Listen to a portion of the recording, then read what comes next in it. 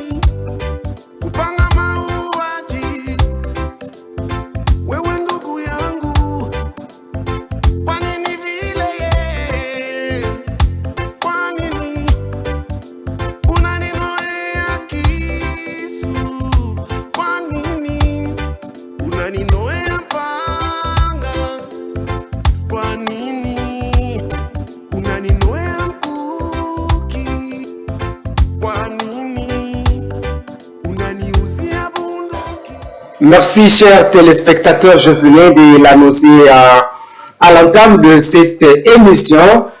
Nous parlons politique, en même moment sécurité.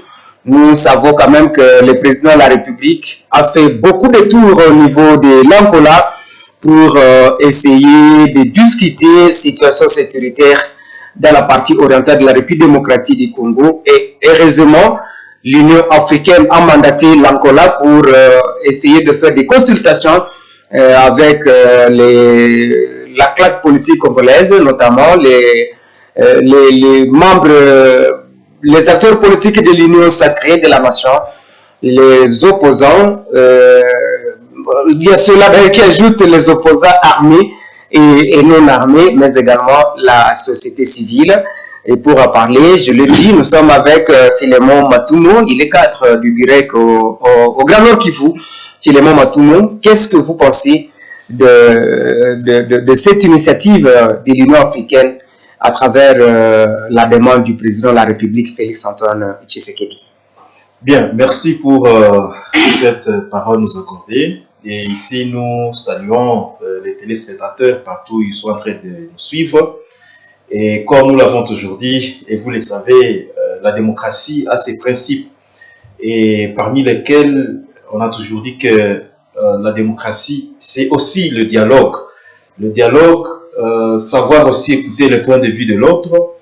Et le chef de l'État qui est garant du bon fonctionnement des institutions, le chef de l'État qui est le commandant suprême des forces armées, et donc prendre cette initiative pour trouver la paix, pour que les Congolais et Congolaises, surtout nous qui sommes à l'est de la RDC, avons exactement besoin de la paix.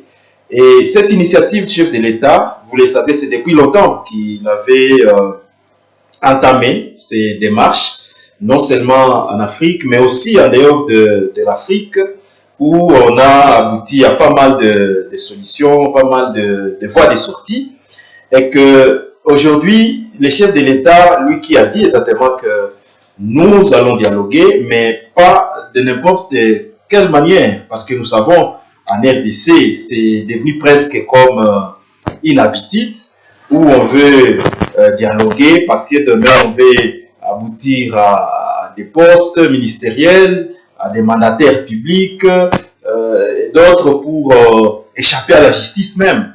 Et le chef de l'État a dit non, parce qu'on ne doit pas cautionner, n'est-ce pas, tout ce qu'on a enregistré à l'est de la RDC, les génocides, comme on l'a toujours dit, toutes ces tueries, tous ces biens qui ont été effondrés par la guerre, et que les gens veulent échapper à cela, échapper à la justice, parce qu'il y a eu dialogue. Et donc le chef de l'État a dit, pas question de cette manière de faire, et ça je pense que c'est légitime pour le chef de l'État, parce que peut-être on va y arriver avec différentes conditionnalités. L'Union africaine, comme vous le savez, c'est une organisation qui accompagne pas mal de pays africains, notamment les pays qui sont touchés par ce qu'on appelle des instabilités institutionnelles. Et chez nous en RDC, c'est depuis bientôt, nous sommes déjà à 3 ans, s'il faut le dire, que nous sommes sous cette pression de l'agression rwandaise, messieurs les journalistes, et que l'initiative de dialoguer, comme vous le savez, d'ailleurs, le porte-parole du gouvernement, son Excellence Mouyaya, qui disait exactement qu'on ne va pas, n'est-ce pas, négocier ou dialoguer avec ceux-là qui ont fait la guerre à la République, parce que tout rebelle reste rebelle. Mais entre-temps, le chef de l'État, lui qui, comme je l'ai dit, garant des institutions, il a estimé que nous pouvons aussi passer par cette voie-là, parce que le dialogue entre les Congolais, le dialogue entre les fils d'un même pays, n'est pas jusque-là un péché. Et d'ailleurs, dans la tradition africaine, je crois que John ne va pas me contredire, la tradition africaine, et nous avait parlé des arbres à palabres, où on voyait les hommes et les femmes lorsqu'il y a des problèmes, à l'Africain, on se retrouve sous l'arbre en train de résoudre le problème. Alors, pour le cas d'espèce de notre pays, je crois ce dialogue entre Congolais, ça il faut vraiment que nous puissions le souligner, c'est un dialogue juste pour lever les équivoques, permettre à ce que les fils et filles de notre pays, de la République démocratique du Congo, puissent échanger sur pas mal de questions qui rongent la République. C'est vrai, on ne dit pas que l'union sacrée, nous sommes saints, on a tout fait, tout est parfait. Non, il y a toujours, comme on a toujours dit, l'être humaine a ses faiblesses. C'est tout à fait normal. Et tout à fait normal dans une démocratie, comme je l'ai dit, c'est une vertu. Il faut qu'on dialogue, qu'on échange sur ce qui va, ce qui ne va pas, et faire des projections. Et donc, avec cette démarche, je salue ici la sagesse exactement de l'Union africaine et de bien d'autres qui accompagnent notre pays, la République démocratique du Congo, dans ces processus où il faut aboutir à une paix durable et non pas, comme le disait le feu Apollinaire Malumalu, nous n'avons pas besoin d'une paix des cimetières, mais nous avons besoin d'une paix durable et pour nous éviter exactement des rébellions à répétition. Monsieur Philémon Matoumo, le président de la République, presque dans toutes ses déclarations, il n'était pas d'accord que de dialoguer avec ceux-là qu'il appelait pantins et des opposants qui ont fait la guerre contre la République démocratique du Congo et qui soutiendraient la rébellion du 1-23. Mais qu'est-ce qui change la donne pour qu'il accepte finalement de dialoguer, le dialogue entre Congolais, mais sous condition en Angola, et même si un autre dialogue c'est à Doha, mais avec le 23. Oui, je l'ai dit, en fait, le dialogue ne vient pas cautionner toutes les bavures qui ont été commises durant toutes ces années que nous avons connues sous M23. Et il y a exactement des Congolais qui, peut-être par mégarde, d'autres par méchanceté, se sont retrouvés dans le cas du M23. Et moi et vous, nous sommes sans ignorer qui est parrain exactement du M23. Et donc, si on veut parler d'un dialogue entre Congolais, le chef de l'État a été clair qu'on ne va pas exactement dialoguer avec ceux-là qui ont tué, avec comme finalité, amnistie, peut-être oublier même tout ce qui s'est passé à Goma, ce qui s'est passé à Rutshuru, Bunagana, un peu partout dans le Nord Kivu. Et donc, je crois, le chef de l'État, lui, qui est resté un peu ferme dans ses bottes, il est tout à fait clair. S'il faut parler avec les Congolais, s'il faut dialoguer comme ça a toujours été fait, bien sûr, il est à souligner que tout le monde n'est pas unanime. Le dialogue est déjà annoncé. Vous allez voir, par exemple, du côté Église catholique, il y a encore des questions à régler au préalable. Mais chez nous, au niveau de l'Union sacrée, nous avons pensé que le chef de l'État, lui, qui a accepté que ce dialogue ait lieu, et comme vous le savez, l'Angola et Congo-Brazzaville, tous ces pays qui nous entourent, certains parmi eux sont des pays voisins qui nous accompagnent dans le rétablissement, dans la recherche de la paix. Et donc, ces Congolais qui se connaissent réellement Congolais, ils sont exactement concernés. Mais tous ceux-là qui se retrouvent à avoir trahi la nation, avoir trahi les institutions du pays, avoir tué, mais écoutez, ça ne sera pas le dialogue pour excuser tous ces gens-là, parce qu'on a dialogué et on va oublier tous ces morts que nous avons enregistrés. Et donc, moi, je crois, pour me résumer, en soi, le dialogue n'est pas un problème, parce que le dialogue est toujours continuel, et d'ailleurs, même dans une famille, on a toujours besoin de dialoguer régulièrement lorsque ça va, lorsque ça ne va pas. Et quand on dialogue, on essaie de baliser le chemin pour l'avenir. Et donc, c'est là la démarche du chef de l'État. Et donc, tous ceux-là qui ont trahi la nation, qui ont trahi la République, laisse-moi vous dire que nous avons une justice qui fonctionne normalement. Et il a toujours été dit qu'il faut laisser à chaque pouvoir son indépendance. S'il faut que la justice fasse son travail, le dialogue nous le dira. Mais au moins, je sais que ce dialogue ne sera pas, comme l'a dit le chef de l'État, une occasion pour les uns les autres à pouvoir remettre en cause les institutions légitimes d'un pays. Parce que ça a été dit, peut-être on va y revenir, parce que nombreux de nos acteurs, de nos politiciens congolais, quand il y a dialogue, on pense directement à la dissolution du Parlement, à une transition, je ne sais pas, à la remise en cause de l'ordre constitutionnel. Et donc, cela n'est pas à l'ordre du jour. Il y a, c'est vrai, des problèmes entre des Congolais, et ces mêmes Congolais vont résoudre le problème exactement avec l'accompagnement des uns et des autres. Merci, Philémon Matoumo. Certainement que je vais revenir vers vous. Et monsieur John Kameta, les dialogues au niveau de l'Angola qui est en train d'être organisé par les présidents, les chefs d'État, à moins des membres de l'Union africaine, qui ont mandaté João Lourenço, président de l'Angola, pour des consultations de tous les politiciens, que ce soit de l'Union sacrée, de l'opposition et de la société civile. Des invitations seront lancées pour, peut-être même vous, on peut vous donner une invitation pour que vous soyez consulté à terme de membres de la société civile en Angola. Qu'est-ce que vous pensez de cette démarche de l'Union africaine à travers le chef de l'État Félix-Antoine Tshisekedi? Merci, chers journalistes, pour l'accord de la parole. La question, elle est très pertinente. vous l'avez même bien dit tout au début, et en posant la question à mon co-débatteur d'en face, que juste au début, quand la guerre a commencé, les institutions de Kinshasa nous ont fait croire que jamais on ne va négocier avec les rebelles. Et d'ailleurs, cela a été le fonds de commerce de la campagne pour l'Union sacrée. Le chef de l'État criait haut et fort, et jamais on ne pourra négocier avec les rebelles.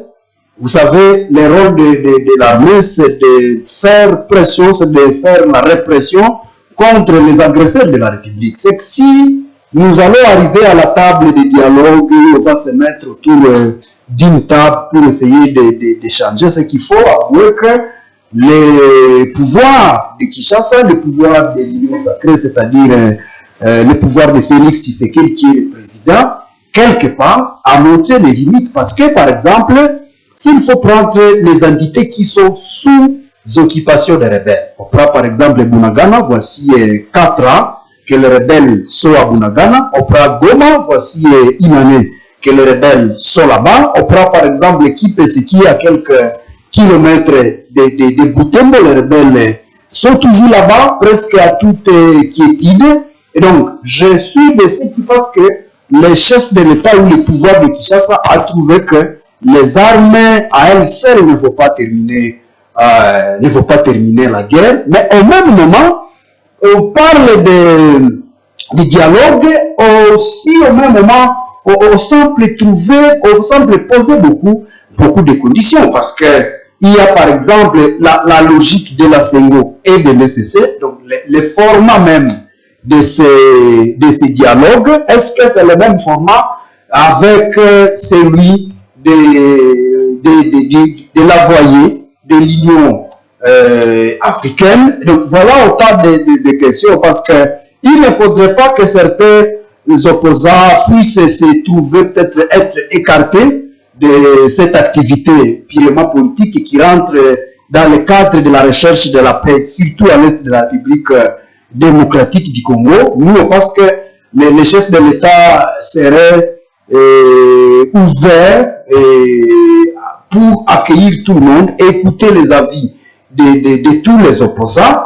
Et je suis maintenant de ceux qui pensent que maintenant la justice peut venir après. La justice peut venir après, par exemple, on a mis l'affaire à la guerre, maintenant on peut se dire, eh bien, pendant la guerre, tel a fait ceci, tel a fait aussi cela. Maintenant, les sanctions peuvent commencer à tomber. Mais si déjà on écarte certains acteurs, peut-être certains opposants, peut-être parce qu'ils ont connu ceci ou cela, ces opposants risquent de rester frustrés et continuer toujours à s'allier avec l'ennemi qui est en train de nous agresser. Parce que moi, je suis de ceux qui pensent que si certains fils égarés de la République démocratique du Congo ont pris les armes, moi, je pense que certains politiciens de cette catégorie seraient donc frustrés, et ils ont trouvé que la solution pour eux serait d'aller peut-être rejoindre l'ennemi dans le cadre de revendiquer leur position, ou peut-être chercher les voies et moyens pour entrer dans les institutions. Mais John Kameta, on est au niveau que il y a par exemple le sénateur à vie Joseph Kabila qui est condamné, et M. Matata Pogno également, il est sous condamnation en RDC. Mais comment ils vont se retrouver également dans ces dialogues dès lors qu'ils sont sous sanction? Bon, moi je crois que la question qu'on se poserait, la première serait de savoir les motivations même de ces dialogues. Si on trouve que Kabila a été nuisible, si on trouve que Nanga a été nuisible et qu'il a si écarté le pouvoir de certaines entités de la République, et si on dialogue à Kinshasa, ça peut-être faire allusion, peut-être à ce statut, ça l'éviter dans ces dialogues. Bon, moi je suis de ceux qui pensent que Nanga va toujours continuer avec les exactions, Kabila va toujours rester dans ses frustrations et appuyer toujours la rébellion, et donc on risque de monologuer au niveau de Kinshasa. Je prends un exemple. À Kinshasa, nous avons connu un dialogue avant celui de Sylvestre. on a dialogué, Demkodjo est arrivé, on a même partagé les pouvoirs, mais quelques 3 mois après, l'Église catholique, même les pouvoirs placés sous Kabila, on a constaté que les problèmes n'étaient pas complètement résolus. Et donc, je suis d'accord avec la démarche du pouvoir à la place qui est l'union sacrée dans le cadre de dialoguer avec l'ennemi, plutôt avec les Congolais. Mais je suis tenté de penser qu'il faut qu'il y ait un bon format qui va d'abord permettre à ce que chaque Congolais puisse s'exprimer librement, qu'on écoute les revendications de chaque Congolais et que maintenant, après cela, on peut dire, bon, Kameta, voici ce que vous avez fait, Gisèle, voici aussi votre part, et Philémon, par exemple, voici aussi la part qui vous revient. Mais si déjà au début, les gens ne se sont pas encore mis autour de cette table à laquelle on veut nous inviter, et on écarte par exemple les des acteurs, eh bien, je pense qu'on n'aura pas résolu la crise parce que la motivation première, c'est la recherche de la paix à la crise qui secoue la République, l'Est de la République démocratique du Congo. Et c'est vrai, nous avons perdu beaucoup de Congolais. La guerre, les entités restent toujours occupées par ces rebelles. Eh bien, il est important qu'on se mette, qu'on écoute chacun. Et après cela, après le dialogue, on pourra maintenant évaluer les actions des uns et des autres pour qu'ils soient sanctionnés conformément aux lois de la République. Mais John Kameta, il y a ceux-là qui estiment que ces dialogues, c'est juste pour donner encore une fois la santé politique à ceux aux exilés et à ceux-là qui ont fui la République et ont condamné pour qu'ils reviennent encore aux affaires à Kinshasa. Est-ce que on peut commencer une rébellion parce qu'on est lésé dans une république et comme d'habitude après les dialogues on a toujours les gouvernements de transition, on a toujours après les dialogues les mandataires dans des entreprises, on partage le pouvoir et est-ce que c'est comme ça que cette république doit être gérée? On est mal à l'aise, on crée une rébellion pour déstabiliser les autres. Bon, c'est une faiblesse des institutions de la République. C'est une faiblesse, je dis, des institutions de la République. Parce que quel autre mécanisme de chasser les rebelles à Goma, de chasser les rebelles à Bukavu? Eh bien, s'il est nuisible, à quoi ça va servir de négocier ou de dialoguer sans les contacter, sans les faire participer? Parce que lui, il va toujours rester nuisible. On aurait voulu que l'armée fasse son travail pour que ces Congolais égarés, qui va s'aventurer pour créer du n'importe quoi dans la République, qui ne rencontre les faits. Mais je vais vous rappeler ici que beaucoup d'entités sont tombées sous les concepts de repli stratégique, où les militaires payés par l'État congolais, formés par le gouvernement congolais, abandonnent les entités à faveur de l'ennemi. Mais il y a quand même des sanctions, il y a des arrestations. Bon, il y a en train d'être faites parmi les militaires, même les gradés des généraux qui sont en dolo. Je n'en disconviens pas. Mais est-ce que le fait de condamner ces généraux et Goma a été libéré? Est-ce que le fait de condamner ces généraux, Bukavu a été libéré? Les rebelles restent toujours dans ces entités. C'est-à-dire, moi je crois que la réflexion première serait de se dire que pouvons-nous faire pour que les rebelles qui ont occupé les entités puissent être chassés là-bas. S'ils n'est pas chassés de la force, est-ce que si on se met par exemple autour de la table, est-ce qu'il peut quitter ces entités pour que l'autorité de l'État soit encore une fois restaurée dans ces entités? Mais à quoi ça sert, à quoi ça servira de se mettre autour d'une table, de dialoguer, alors que l'élément nuisible est à l'écart? Et il va continuer à poser peut-être des exactions, des violations sur le terrain. Et ici, il faut rappeler que c'est toujours les citoyens congolais qui sera toujours en train de perdre sa vie, qui sera en train d'être violé, qui sera en train d'être torturé là-bas. Et donc, on va finir le dialogue, mais l'occupation de l'ennemi restera peut-être toujours là-bas. Donc moi, je pense qu'il faut imaginer un mécanisme qui pourra nous faire arriver à la libération de ces entités, parce que on a fait des tours, vous l'avez même bien dit dans votre introduction, les chefs de l'État, je ne vois pas un pays au monde où le chef de l'État n'a pas été dans le cadre de la recherche de la paix. Mais il est à sa 7e année de sa gouvernance. La paix n'est toujours pas arrivée. Et donc, je pense qu'il faut imaginer un autre chemin. S'il s'agira d'écouter les prêtres, la Sengo et les CC, écouter leur format par exemple. Et si on estime que les formats par exemple de l'ECC et de la Sengo va nous amener à trouver la paix, parce que l'ECC et la Sengo ont été à Goma, elles ont consulté différentes personnalités politiques, différents acteurs politiques. Bon, peut-être avec la crédibilité que l'Église a dans notre pays, je suis de ceux qui pensent que ça peut être, leur format peut vraiment arriver à nous aider, même si le pouvoir de Kinshasa s'y oppose, parce que le chef de l'État lui a donné des conditions. Bien, on est bien d'accord avec les conditions que le chef de l'État a données, à condition que ces formats que le pouvoir de Kinshasa va choisir puisse nous faire aboutir à un résultat. Et le résultat est ici, c'est vraiment la paix durable, cher Ghislain. Merci, Philémon Matoumou.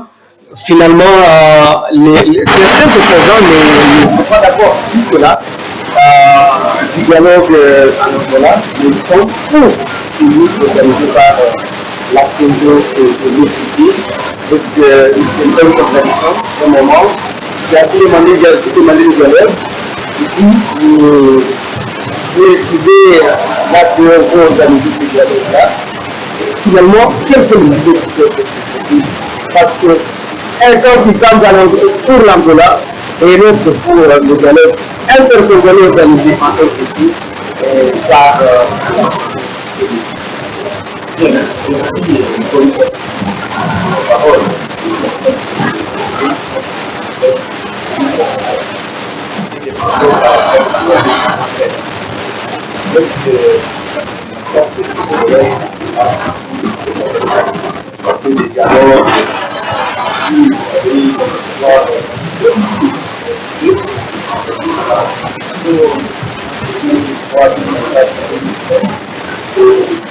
Si on a eu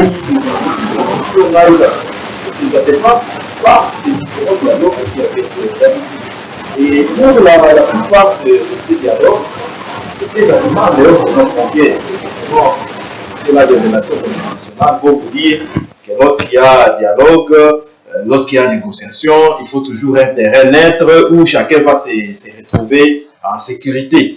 Mais je ne vois pas qui est ce Congolais-là qui se trouve en insécurité lorsqu'il est à Kinshasa. Je ne vois pas qui est cet acteur politique qui peut nous dire aujourd'hui qu'à part ce qu'il reconnaît comme entorse qu'il a causé à la République et qu'il est en insécurité en République démocratique du Congo. Je ne crois pas. Et donc, à partir de ça, cette contradiction ne nous aide pas. Parce que je suivis certainement le porte-parole du gouvernement, j'ai même suivi le chef de l'État. Ils ont dit, oui, à un dialogue qui va se tenir au Congo, dans notre pays, et que les Congolais qui connaissent leurs problèmes vont trouver solution à leurs propres problèmes. Et vous le savez, ici, la question primordiale, c'est exactement la paix à l'est de la RDC. Mais il est quand même curieux et étonnant de voir qu'il y a des Congolais qui font la guerre à la nation, entre guillemets, s'il faut qu'on dise dans ce sens, parce que exactement, ils se disent être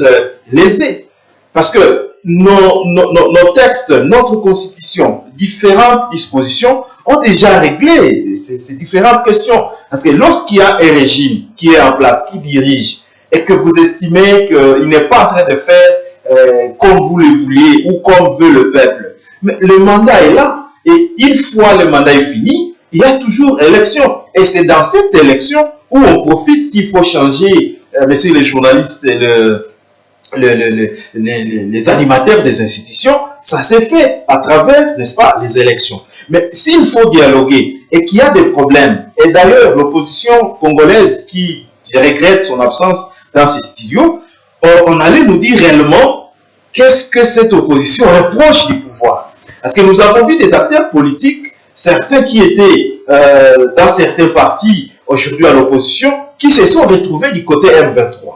Et que si c'est par le M23 qu'on veut faire passer les revendications de la République, en tout cas, je crois que ces gens se sont trompés. Ils se sont trompés de cible, d'autant plus que notre pays a tellement souffert. Les chefs de l'État, avec tout son gouvernement, ils sont en train de fournir les efforts pour que la paix revienne. L'ORA n'a pas été gratuit.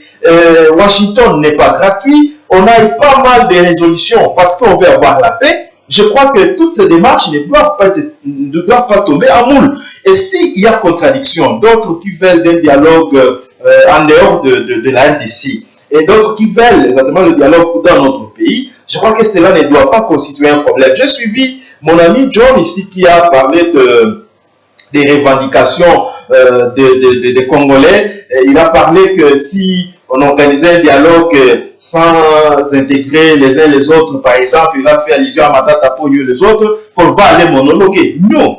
Si Matata Ponyo a des problèmes, en tout cas, je ne crois pas que ce soit aujourd'hui le régime qui lui a créé ces problèmes. Matata Ponyo connaît ce qu'il a comme problème envers la République. Tous ces opposants qui sont en dehors de nos frontières, et d'ailleurs d'autres ne siègent même pas au Parlement, on ne sait pour quelle cause, ils savent pourquoi. Donc ils sont témoins de leur propre conscience. Et donc, mon ami John, je ne crois pas qu'on va organiser un dialogue pour aller monologuer. C'est avec les Congolais qu'on va échanger, c'est avec les acteurs politiques qu'on va échanger.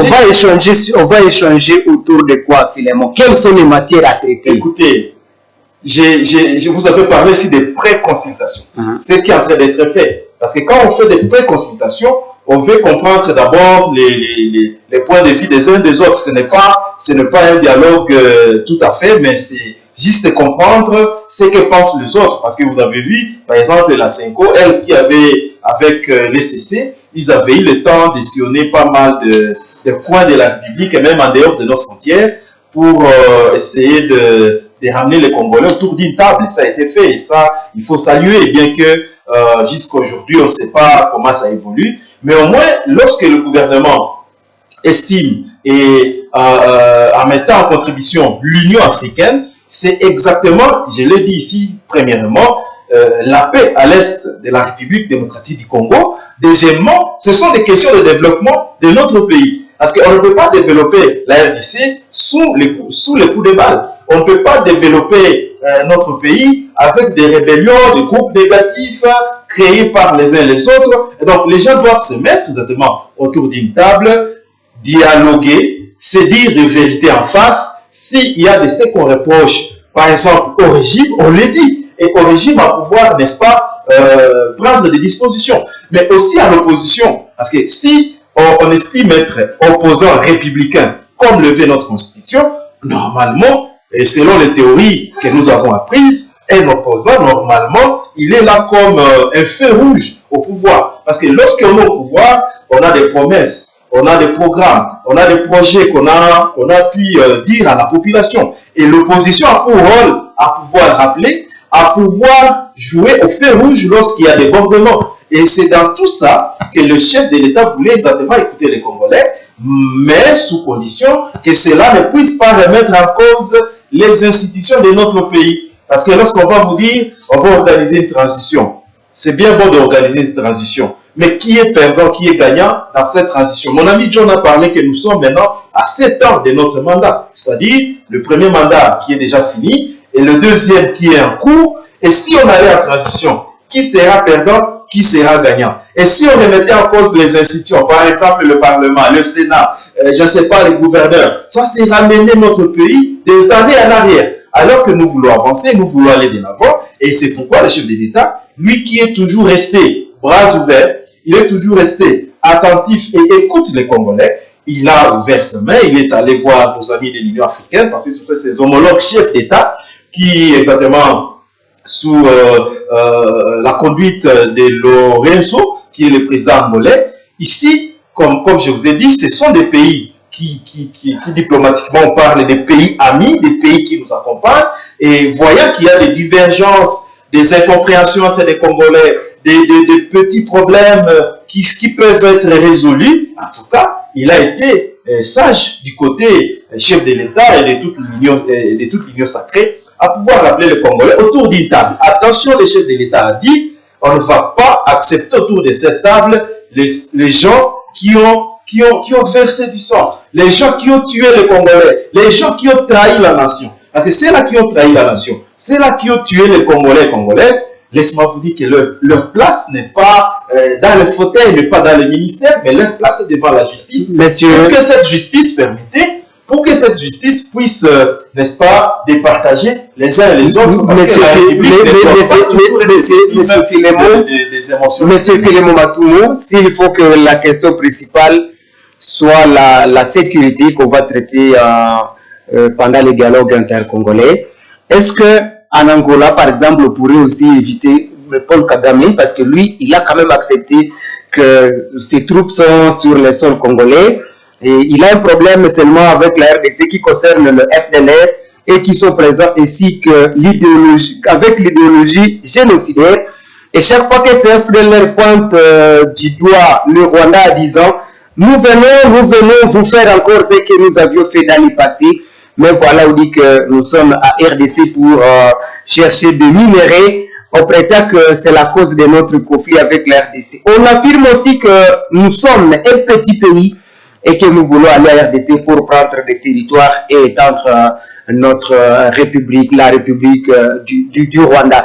Est-ce que Kagame viendra dans ces dialogues pour essayer, maintenant qu'on traite aussi son problème autour de l'élargissement de ce territoire, le Rwanda, jusque dans une partie de la République démocratique du Congo, mais également est-ce que l'FDLR, comme il faut aussi partie des problèmes, sera de la partie. Bien, merci encore une fois pour la parole et la question, mais je sais aussi que c'est par l'abondance, d'ailleurs ce sont les Français qui le disent, c'est par l'abondance du cœur que la bouche parle, et que Paul Kagame, aujourd'hui coincé, Paul Kagame aujourd'hui qui est en train de perdre son leadership dans la sous-région, Paul Kagame qui anciennement s'est passé comme une victime, il se faisait passer par le génocide de 1994, et donc il était sous protectorat, je dirais même international.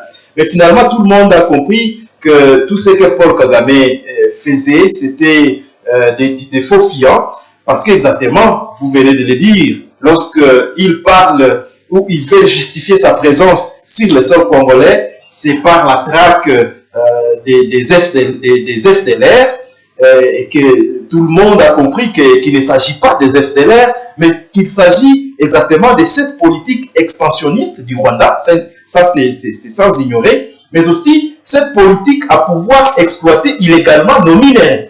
Et aussitôt que notre diplomatie a déjoué cette carte-là, aujourd'hui, le minerai congolais est protégé, aujourd'hui le minerai congolais est traçable, et aujourd'hui tout le monde est conscient que le Rwanda agresse la RDC parce qu'exactement il a ses propres visées et non pas la question des FDLR. Alors, vous dites, est-ce que M.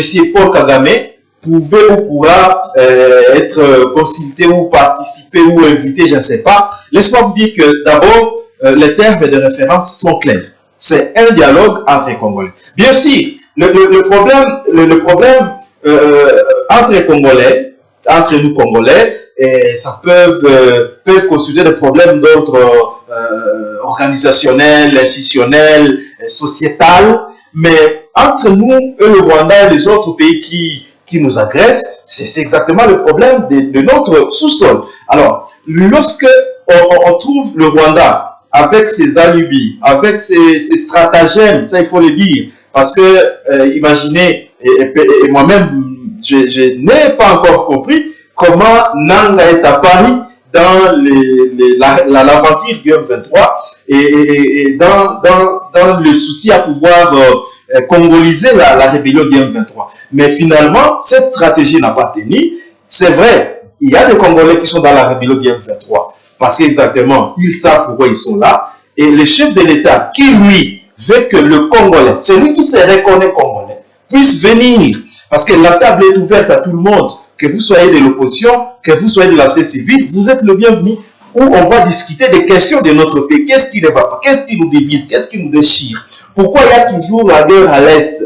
Et qu'on essaie de trouver des solutions cassées. Et que donc, si on estime, et comme ça a déjà été prouvé, non seulement sur la scène nationale et même sur la scène internationale, que c'est le Rwanda qui nous agresse, qu'est-ce que nous pouvons faire, nous, Congolais, pour, n'est-ce pas, épargner la République, pour épargner notre pays du danger de la balkanisation? Parce que vous l'avez dit, avec Masisi, Walikale, Bukavu, Goma, qui sont maintenant aujourd'hui sous contrôle de la rébellion du M23, ça nécessite que nous, Congolais, qui se reconnaissons Congolais, puissions nous mettre pour que nous puissions discuter de ce qu'on peut faire. Et c'est là que le chef de l'État a dit, et ça je suis en train de le répéter à chaque instant, qu'on ne va pas au dialogue pour estimer à un changement de l'ordre constitutionnel. En tout cas, ça, les gens doivent d'abord ignorer. Mais si on va au dialogue, c'est pour que nous puissions réfléchir la paix à l'Est. Et je crois que tout Congolais qui nous suit à ce moment, tout celui-là qui vit à l'Est, qui connaît ce que nous traversons, ne va pas me contredire. Nous avons besoin de la paix et le chef de l'État a déjà entamé les démarches possibles pour que cette paix revienne. Et je pense que c'est là que nous sommes en train d'aller. Dommage, exactement, à ceux-là qui s'estiment être plus congolais que les autres. Que vous soyez de l'opposition, que vous soyez de la société civile, que vous soyez au pouvoir ou pas, vous êtes d'abord congolais. Il n'y a pas de super congolais et que tout le monde doit comprendre qu'on doit y apporter sa pierre de contribution. Parce que s'il faut qu'on dialogue pour, par exemple, remanier le gouvernement, faire une transition, faire, je ne sais pas, donner des postes à ceux-là qui ont tué, écoutez, messieurs les journalistes, ça sera une façon tacite de cracher sur tous ces morts que nous avons enregistrés. Cette guerre qui vient de durer maintenant 3 ans et quelques mois, je ne sais pas, 4 ans même, c'est une guerre qui nous a arraché beaucoup de vies humaines. Et donc, on ne doit pas laisser ça inaperçu, comme si ça va devenir une habitude, on a une revendication quelconque à faire passer, et on va créer une rébellion, on va créer un groupe négatif, on va se rebeller contre les institutions. Ça, on n'est pas d'accord, mais au moins, ici, nous continuons à saluer cette sagesse du chef de l'État, cette sagesse de ses homologues chefs d'État au niveau de l'Union africaine, parce que exactement, nous Congolais, entre nous, à principe, il n'existerait pas de problème. Mais parce qu'exactement, il y a des difficultés par rapport à la gestion, peut-être par rapport à la sécurité, par rapport au développement, ce sont là des questions qui doivent exactement nous préoccuper en tant que Congolais. Et surtout, et encore, je répète, la question de la paix à l'Est et cette paix qui doit être durable. On ne veut pas organiser un dialogue aujourd'hui, on ne veut pas négocier peut-être comme ce qui est en train d'être fait aujourd'hui pour que demain on revienne à la case de départ. Parce que nous savons, vous négociez, vous parlez avec le Rwanda, lui qui n'a jamais été satisfait, vous répondez à ceci, il vous pose cet autre problème, vous répondez à ce problème, il pose un autre, et c'est devenu une façon de faire, et ceci pendant des années et des années. Nous devons couper court. Et c'est là que d'ailleurs, je le paraphrase à part ça, mon autorité morale, son excellence Julien Palu Kaongia, ministre commerce extérieur, qui a dit, apprenant le risque devant la première dame, disons la première ministre Judith Suminwa, il a exactement dit que cette rébellion sera la dernière. Parce qu'exactement, tout ce que le Rwanda utilisait comme stratégie, tout ce que le Rwanda avait fait comme infiltration, tout ce que le Rwanda a fait pour tuer notre tissu économique, nous avons déniché tout ça, nous avons étalé ça, et on est en train de couper, n'est-ce pas, tous ces canaux-là que le Rwanda utilisait pour se faire passer, et a fortiori, et vous l'avez dit, au sein de nos forces armées, tous ces officiers supérieurs qui étaient à la solde ou à la merci du Rwanda ou des rebelles sont maintenant aujourd'hui aux arrêts et d'autres sont en train de répondre de leurs actes. Et donc ça nous rassure que demain après-demain, on peut, n'est-ce pas, espérer à la paix, mais à arriver à cette étape-là, ça nécessite, ça demande que nous, Congolais, puissions prendre conscience que si la paix doit revenir, c'est d'abord nous qui doivent en être des artisans. Et donc, je crois ici, ça ne sert à rien que nos amis de l'opposition, j'ai suivi la société civile qui, elle, veut un dialogue inclusif, je ne sais pas, les termes reviennent encore comme ça a été encore à l'époque, inclusif, je ne sais pas, dialogue où tout le monde va participer, nous voulons bien, mais on ne va pas faire n'importe quel type de dialogue, ça doit être un dialogue solution, un dialogue réponse à différentes questions ou problèmes posés par les peuples congolais. Merci, Philémon Matumo. John Kameta, que craignez-vous après ces dialogues intercongolais? Est-ce que ces dialogues ne viennent pas faciliter le glissement après le mandat du président de la République? Parce que déjà, quand on commence les consultations à 2026, on pense que les dialogues pourraient intervenir à 2027. Est-ce que ce n'est pas un moment, un temps pour Félix Tshisekedi d'obtenir 2 à 3 ans de glissement pour son mandat? Bon, je crois que d'ailleurs c'est la stratégie pour le pouvoir de Kinshasa de retarder ce dialogue. Parce qu'il sait que si au dialogue, par exemple, ce mandat va prendre fin à 2028 et que si on commence, si au dialogue mi-2027, peut-être le dialogue pourra prendre fin et les recommandations pourront être mises en application vers fin 2027. Et donc, c'est lui qui sera toujours en train de gagner dans ces dialogues. Moi, je suis tenté de croire que ce sont les raisons qu'il faut que les chefs de l'État ne puissent pas vite accepter que nous puissions dialoguer. Parce que, finalement, même moi, je l'ai dit, que les zones occupées par les rebelles, attention, les rebelles imposent sa loi. Les rebelles imposent sa volonté. Ils pillent quand ils veulent, ils violent quand ils veulent, mais sous ça de ceux-là qui ont prêté serment et nous sécuriser avec nos biens. Parce qu'il faut le dire que si nous arrivons où nous sommes, c'est à cause de l'incapacité des institutions de Kinshasa. Parce que comment comprendre que les rebelles qui s'entretiennent dans la brousse, je ne sais pas où, puissent avancer? Et je peux vous dire ici que Boutembo peut-être repose son espoir sur une armée étrangère. Nous avons vu les jeunes descendre dans la rue pour refuser le départ, le retrait de l'armée ougandaise dans les zones de Lubero. Parce qu'on sait qu'une fois l'UPDF quitte ces zones-là, eh bien les couloirs seront presque libres pour les rebelles de continuer avec sa démarche qui est contre, bien sûr, la loi congolaise. Donc, les institutions n'ont pas été à la hauteur d'arrêter la rébellion. Les institutions n'ont pas été à la hauteur d'arrêter l'hémorragie sécuritaire. Je peux dire ici que le pouvoir est arrivé au pouvoir, permettait le terme, pendant qu'il y avait le phénomène ADF. Et aujourd'hui, l'ADF continue à faire des violations. L'M23 est arrivé pendant que le pouvoir était déjà à Kinshasa et le rebelle est toujours là. Il fait presque ce qu'il veut. Et donc, je crois que le pouvoir ne devrait pas prendre le risque de faire le dialogue sous l'orgueil, comme si on faisait face à une petite rébellion, alors que la réalité a prouvé que cette rébellion a ainsi occupé des entités, cette rébellion a ainsi installé de leur administration, c'est-à-dire l'administration parallèle, parce que à Goma, vous allez trouver notre gouverneur, vous descendez à Béni, même chose, mais dans quel pays? Et alors, moi, je souhaite que le dialogue soit sincère, le dialogue soit un dialogue qui va nous amener, même si on aura partage de postes, mais l'important pour moi, c'est que la paix puisse revenir, l'autorité de l'État puisse être restaurée dans les entités aujourd'hui sous occupation. Parce que je prends par exemple un enfant qui a commencé l'école primaire de la prise de Bunagana par les rebelles du M23. Bon, cet enfant, aujourd'hui, il est à 4e année primaire. Et on lui parle, je ne sais pas si on lui enseigne quelle histoire, quelle géographie, parce qu'il est déjà... Les enseignants n'ont pas été changés, John Kamel. Les enseignants n'ont pas été changés. Juste là, je vais vous dire, ce sont des entités, par exemple, où on ne peut plus écouter la RTNC, Moyango, Top Congo, RFI et autres.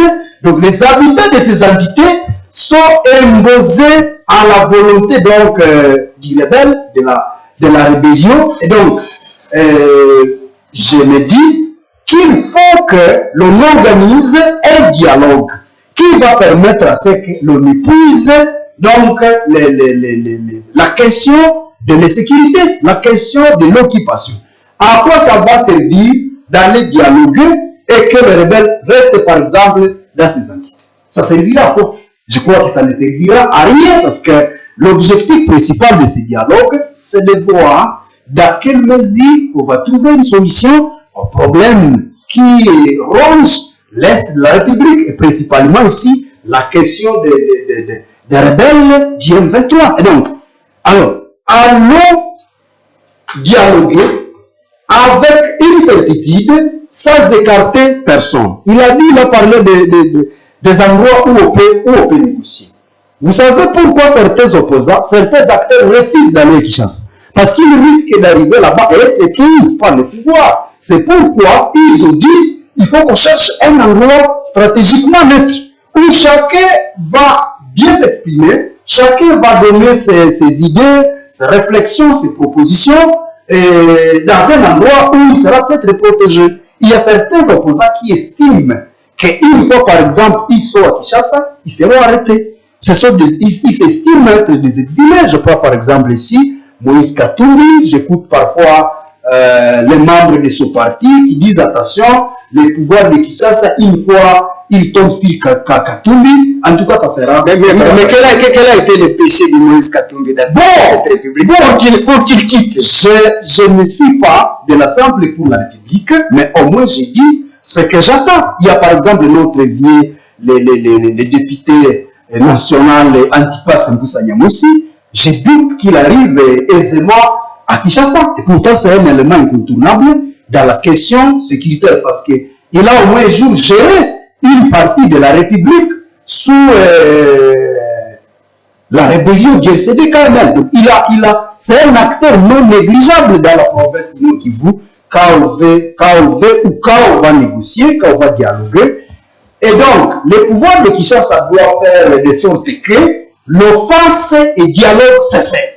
Et si on estime que c'est la CENO, c'est l'ECC qui a les cahiers de charges où chacun va s'exprimer, où ce cahier va vider la question sécuritaire, eh bien, je suis d'accord que l'on prenne le format de l'ECC de la CENCO, parce que ce qui est vrai, c'est depuis longtemps que la CENCO a demandé que nous puissions se mettre autour d'une table, que nous puissions se mettre ensemble, que nous puissions négocier, que nous puissions essayer d'échanger. Vous savez pourquoi on va se mettre autour d'une table? Parce que, je l'ai dit, les institutions à place n'ont pas été en mesure par les armes de chasser les rebelles. Vous arrivez dans les Bas-Congo, on va vous parler de la question des Mobondo. Vous arrivez par exemple à Ituri, on va vous parler de la question des Kodeko et d'autres rébellions qui naissent dans cette partie de la République. Ici, chez nous, nous avons la question, voici presque 10 ans, la question d'ailleurs plus que 10 ans, la question des ADF, la question du M23 et toutes ces crises-là. Je pense que ceux qui disent qu'il faut dialoguer, c'est d'essayer de mettre les idées ensemble pour voir dans quelle mesure on va trouver la solution à cette crise sécuritaire qui ronge notre chère République, parce que dans ces entités-là, ce sont les Congolais qui sont sous domination. Et pourtant, quand vous lisez la Constitution, les institutions ont pour vocation de protéger les civils. Les institutions ont pour vocation de protéger les biens de ses citoyens. Mais qu'en est-il pour un citoyen de Goma qui a trouvé qu'il ne saura pas vivre à Goma, par exemple? Je prends ici les acteurs de groupes de pression, des mouvements citoyens, les acteurs de la société civile. Ils ont estimé qu'ils ne peuvent pas rester dans des entités sous occupation parce que les rebelles ne veulent pas voir, par exemple, ce genre de personnes. Et bien même d'autres personnalités publiques, même des commerçants qui ont trouvé que rester dans une zone sous occupation, en tout cas, ils ne vont pas bien vivre là-bas. Et le fait que les institutions ne soient pas en mesure de nous protéger avec nos biens, on se dit, mais cher président, chères institutions, y a-t-il moyen de se mettre autour d'une table pour essayer d'écouter? Parce que quand vous lisez l'article 23 de notre Constitution, chaque citoyen, il a la liberté de s'exprimer par écrit, par je ne sais pas quelle voie, pour faire parvenir son opinion, pour se faire écouter. C'est-à-dire, si on veut aller dialoguer, je pense qu'il faut aller dialoguer tout en étudiant si après le dialogue, réellement on va aboutir à une solution. Mais John Kameta, vous écoutez, vous n'êtes pas le seul, il y a aussi d'autres acteurs politiques. Des fois, dans leurs déclarations, ils tirent à boule rouge sur le gouvernement congolais, que c'est à cause du gouvernement congolais qu'il y a insécurité, et il faut un dialogue avec les opposants. Est-ce qu'on peut conclure que c'est sérieux que certains opposants sont membres de la rébellion? Parce que quand on cherche ce dialogue, on a toujours associé et les opposants non armés et les opposants armés. Pourquoi on s'attelle à ça? Bon, vous avez dit pourquoi on accuse souvent le pouvoir à la place du gouvernement. D'abord, parce que le pouvoir à place où le gouvernement a les moyens de l'État. La population paye des impôts, la population paye des redevances, la population paye des taxes. En contrepartie, c'est la sécurité.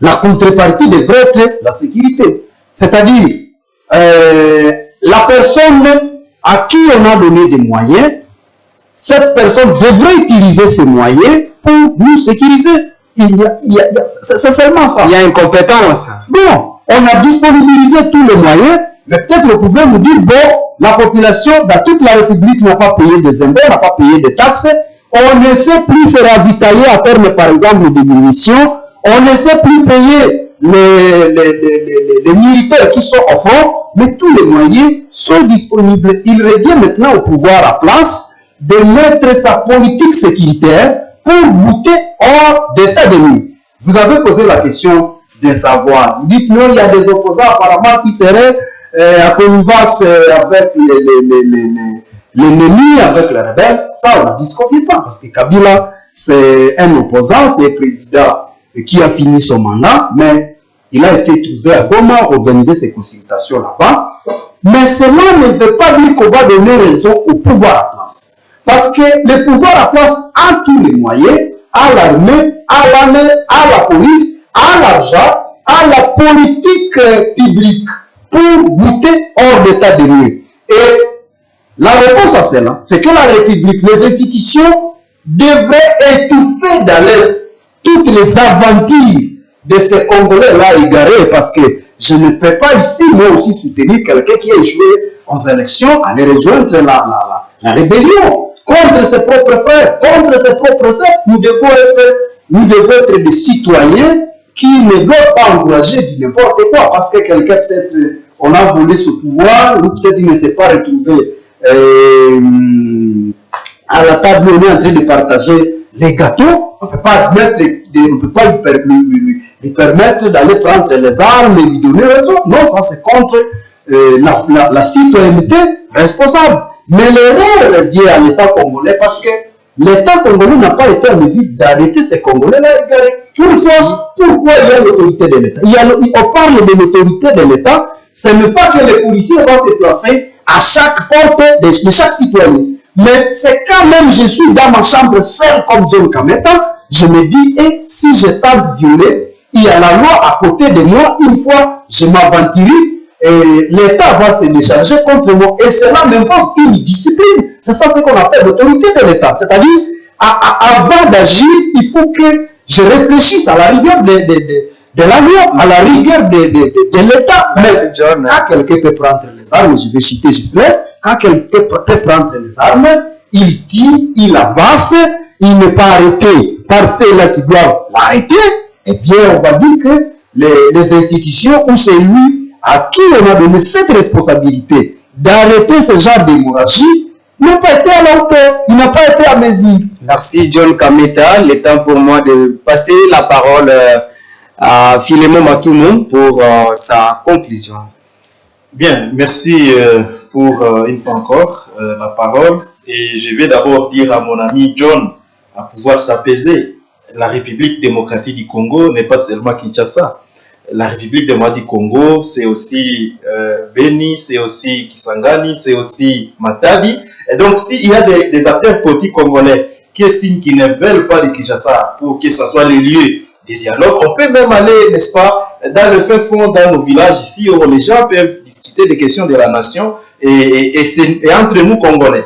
Mais s'il y a de ceux-là, comme je l'ai dit, qui estiment qu'ils ont des problèmes, en tout cas, ça ne concerne que eux, et là, on laisse la justice. Ils ont des problèmes de visa. Faire son travail. Non, laissons les institutions dans leur indépendance, parce qu'on ne doit pas quand même, je regrette d'ailleurs que nous soyons en train de finir cette émission sans que mon ami John n'ait condamné exactement ce que nous assistons comme méfait de cette rébellion, parce que j'ai suivi une déclaration des LCC, même de la société civile, qui sont quand même unanimes et d'accord que le dialogue ne constitue pas une blanchisserie. Il ne faut pas ici que ce soit l'occasion qu'on va aller blanchir les uns les autres parce que vous avez tué, maintenant on va vous amnistier, on va vous pardonner. Non, ce n'est pas ça. Nous allons discuter de graves questions pour la paix à l'est de notre pays. Mais ici, j'aimerais aussi dire que ce n'est pas nous qui retardons les dialogues.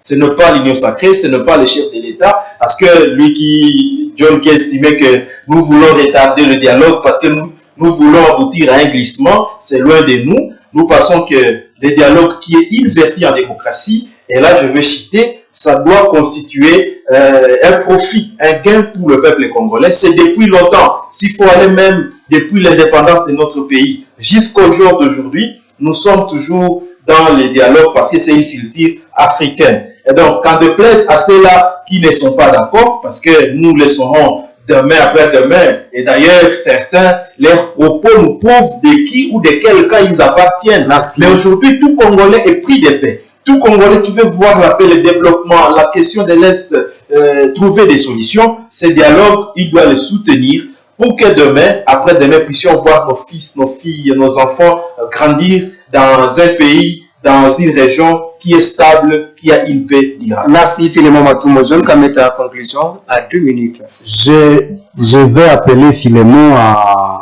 revenir à la raison. J'ai dit que je ne suis pas d'accord avec ces Congolais qui prennent les armes contre leurs propres frères, contre leurs propres sœurs, à condition peut-être, j'ai parlé pendant que Philémon était en train de réfléchir à autre chose. Il n'y a pas que dire que je condamne, mais que cela soit signifié condamner. Donc, j'ai condamné sous une autre forme. Je vais rappeler ici que le dialogue est soutenu, il est encouragé, mais que ça ne soit pas un dialogue où on va monologuer. Il faudrait qu'après ce dialogue, qu'il y ait des résultats. Et les résultats escomptés, c'est la restauration de l'autorité de l'État dans les entités sous occupation par les rebelles du M23. Le résultat de ce dialogue, c'est la restauration de la paix, c'est de voir les citoyens regagner les entités qui depuis longtemps sont occupées par les rebelles du M23. Je crois qu'on aura, si cela arrive comme résultat, eh bien on aura fait quelque chose de grand. Ça ne sert à rien d'aller dialoguer et que les entités puissent continuer à être occupées par les rebelles du M23. J'ai dit, je vous remercie. Mesdames et messieurs, chers téléspectateurs de la Moto TV, le tam-tam de la communauté, vous venez de suivre l'émission Que pense la base. Aujourd'hui, nous avons prévu un sujet qui est autour des consultations entamées par le président João Lourenço de l'Angola, mandaté par l'Union africaine, des consultations des opposants de la République démocratique du Congo, tout comme les membres de l'Union sacrée, pour essayer d'organiser un dialogue entre Congolais, qu'on puisse parler un même langage, mais c'est dans le but de limiter la décrispation politique. Nous étions dans ce studio avec Monsieur Philémon Matouno, il est cadre du BUREC, porte-parole du Bloc uni pour la Renaissance et l'émergence du Congo, BUREC Fédération Nord, mais aussi avec Philémon, avec John Kameta. Il est président de la société civile noyau communale de Boulinguira. Je suis Hangi Moulekia Gislain qui venait de vous présenter cette émission. La prochaine occasion, c'est encore les jeudis prochains à la même heure. Bonne journée. Merci. Philémon Matouno.